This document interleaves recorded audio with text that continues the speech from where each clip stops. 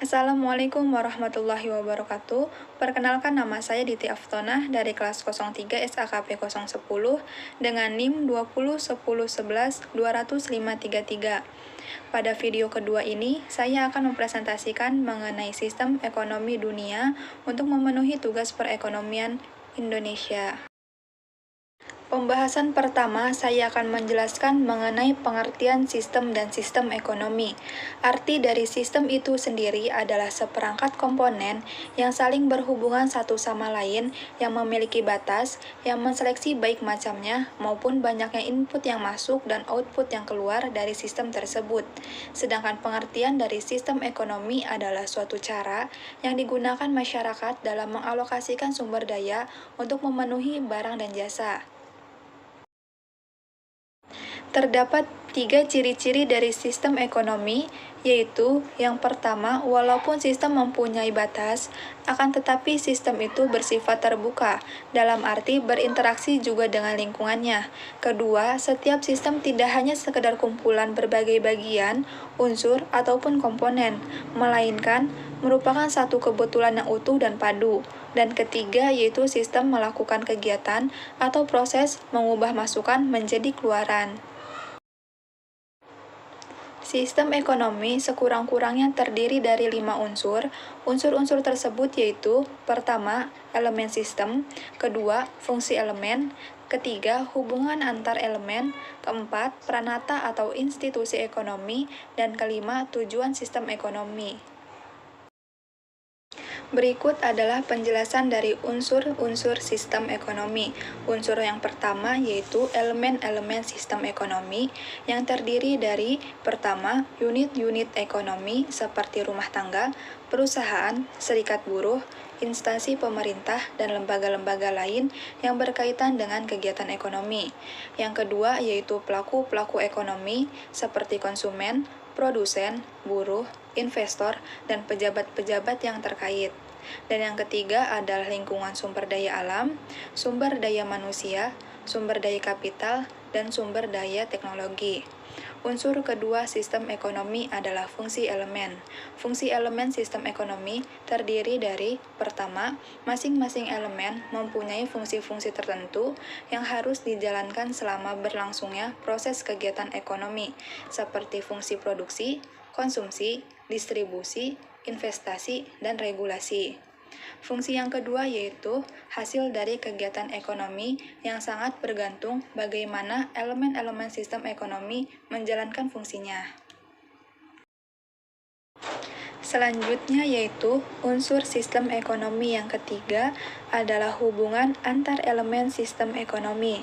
Pertama yaitu unit-unit ekonomi, pelaku ekonomi, sumber daya alam dan sumber daya manusia saling berhubungan satu sama lain dalam suatu pola hubungan tertentu. Kedua, pola-pola hubungan tergantung dari sifat hubungan antar elemen, sebab hubungan itu ada yang bersifat interaksi, interrelasi, dan interdependensi, serta hubungan fungsional dan kausal. Yang ketiga, proses kegiatan ekonomi bisa berlangsung secara efisien, produktif, maupun kurang produktif, karena perbedaan dalam menjalankan fungsi elemen pada pola hubungan elemen. Unsur yang keempat adalah pranata atau institusi ekonomi, yang terdiri dari adanya hubungan antar elemen, maka timbul produk kegiatan ekonomi yang berlangsung secara berulang-ulang dan teratur menurut pola tertentu. Dan mekanisme atau prosedur yang mengendalikan proses kegiatan ekonomi itu disebut institusi ekonomi, yang terdiri dari norma hidup, peraturan hidup, dan paham hidup. Unsur sistem ekonomi yang kelima adalah tujuan sistem ekonomi. Tujuan sistem ekonomi suatu bangsa atau suatu negara pada umumnya meliputi 4 tugas pokok, yaitu: pertama, menentukan apa, berapa banyak, dan bagaimana produk-produk serta jasa yang dibutuhkan akan dihasilkan. Yang kedua, yaitu mengalokasikan produk nasional bruto atau PNB untuk konsumsi rumah tangga, konsumsi masyarakat, penggantian stok modal, serta investasi. Tujuan ketiga, yaitu mendistribusikan pendapatan nasional, memelihara dan meningkatkan hubungan ekonomi dengan luar negeri. Selanjutnya adalah macam-macam sistem ekonomi.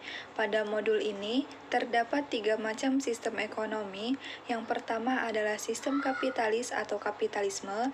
Sistem ini dapat diartikan sebagai suatu sistem yang mampu memberikan kebebasan yang besar untuk setiap pelaku ekonomi guna melakukan berbagai kegiatan yang terbaik untuk kepentingan pribadi atas sumber daya ekonomi ataupun berbagai faktor produksi lain.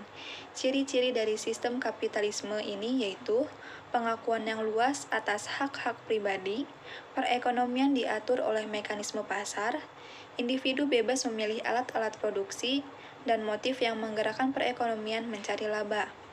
Kelebihan sistem ekonomi kapitalis yaitu yang pertama, lebih efisien dalam memanfaatkan sumber-sumber daya dan distribusi barang-barang.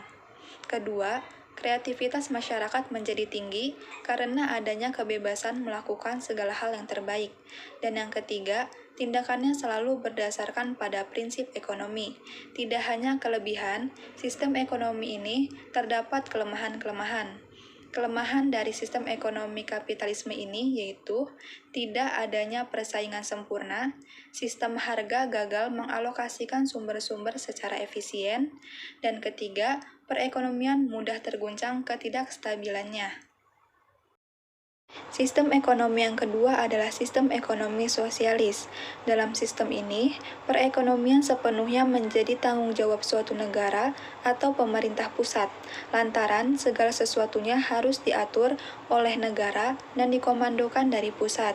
Sistem ekonomi sosialis juga dikenal dengan sebutan sistem ekonomi komando dan sistem ekonomi terpusat. Ciri-ciri dari sistem ekonomi sosialis. Ciri pertama yaitu pemerintah memiliki kekuasaan tertinggi dalam menentukan kegiatan pasar. Yang kedua, semua sumber daya ekonomi dipunyai dan dikuasai oleh negara. Ketiga, semua kegiatan harus diusahakan bersama. Dan yang keempat, segala sesuatu keputusan mengenai jumlah dan jenis barang ditentukan oleh pemerintah. Selanjutnya adalah kelebihan dan kelemahan dari sistem ekonomi sosialis. Kelebihan sistem ekonomi sosialis adalah yang pertama, pemerintah bertanggung jawab sepenuhnya terhadap suatu perekonomian. Yang kedua, pemerintah bebas dalam menentukan barang atau jasa sesuai dengan kebutuhan masyarakat.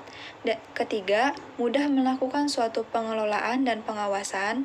Dan yang keempat, pelaksanaan pembangunan lebih cepat karena sudah disusun dalam suatu perencanaan. Sedangkan kelemahan dari sistem ekonomi sosialis adalah tidak ada kebebasan memilih pekerjaan. Kedua, tidak ada insentif untuk kerja keras. Dan ketiga, tidak menjelaskan bagaimana mekanisme ekonomi. Selanjutnya adalah sistem ekonomi campuran. Pengertian dari sistem ekonomi campuran adalah suatu sistem yang mencampurkan karakteristik pasar, kebijakan, dan ekonomi tradisional pada tempat tersebut. Tujuan dari sistem ini adalah untuk menghindari terjadinya monopoli dan memberikan kebebasan bagi tiap individu untuk lebih kreatif dalam berbisnis.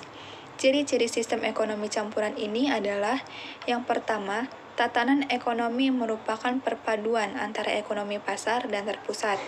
Kedua, barang modal serta sumber daya vital dikuasai oleh pemerintah. Ketiga, terdapat peran berimbang antara pemerintah dan swasta dalam perekonomian. Dan keempat, campur tangan pemerintah dilakukan dengan kebijakan ekonomi, sehingga terjadi persaingan yang sehat. Kelebihan dari sistem ekonomi campuran adalah yang pertama, pertumbuhan ekonomi terjaga kestabilannya. Yang kedua, inisiatif dan kreativitas bisa berkembang. Yang ketiga, campur tangan pemerintah dapat meminimalkan monopoli usaha oleh pihak swasta. Dan yang keempat, pemerintah lebih fokus dalam memberdayakan sektor usaha mikro kecil dan menengah. Kelemahan dari sistem ini yaitu 1. Campur tangan pemerintah yang lemah memungkinkan berlakunya sistem ekonomi pasar. Kedua, terdapat kesulitan dalam memenuhi kebutuhan masyarakat yang beragam. Ketiga, adanya sistem pembatasan sumber produksi yang dimiliki oleh pihak pemerintah dan swasta akan sulit untuk ditemukan. Sistem ekonomi Pancasila. Sistem ekonomi Pancasila merupakan sebuah sistem ekonomi yang dijalankan dengan nilai dan moral yang terkandung dalam Pancasila. Kelebihan sistem ekonomi Pancasila. Yang pertama, pengelolaan ekonomi merupakan usaha kolektif untuk mencapai kemakmuran bersama. Yang kedua, perekonomian nasional diutamakan untuk kemakmuran rakyat. Ketiga, inovasi dan kreativitas individu dikembangkan tanpa mengganggu kepentingan umum. Sedangkan kelemahan sistem ekonomi Pancasila ini yaitu 1.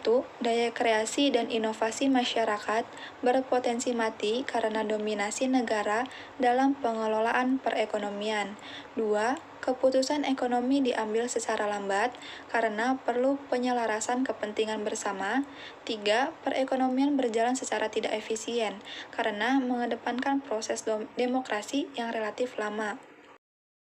Sekian presentasi yang dapat saya sampaikan, kurang lebihnya mohon maaf. Wassalamualaikum warahmatullahi wabarakatuh.